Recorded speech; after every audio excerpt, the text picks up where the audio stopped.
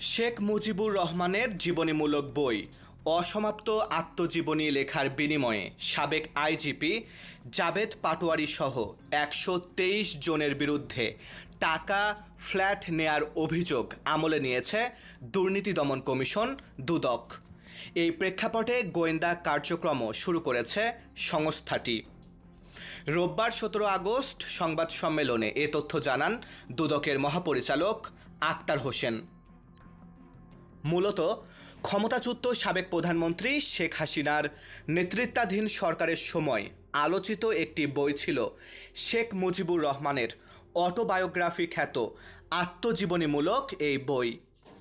২০১২ সালে প্রকাশ পাওয়া বইটির বিষয়ে শেখ হাসিনা দাবি করেছিলেন তার বাবা শেখ মুজিবুর রহমানের পুরাতন ৪টি খাতা ঘেঁটে সম্পাদনা সংশোধনের পর সেটি বই আকারে প্রকাশ করা হয়।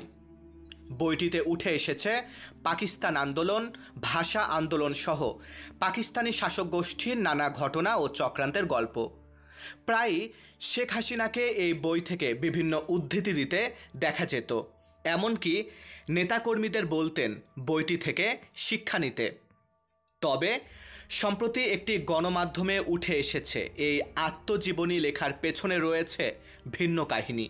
সেখানে বলা হয় এই বইটি আসলে লিখেছেন সাবেক পুলিশ প্রধান জাবেদ পাটোয়ারী ও তার নেতৃত্বে শতাধিক সদস্যের একটি দল। এমনকি গুরুতর অভিযোগ রয়েছে এই বই লেখা ও সার্বিক তদারকির বিনিময়ে সরকারি পদ, নগদ টাকা ও ফ্ল্যাটও পেয়েছেন সংশ্লিষ্টরা। মারুফ হাসান বিশাল, বাংলা ১০।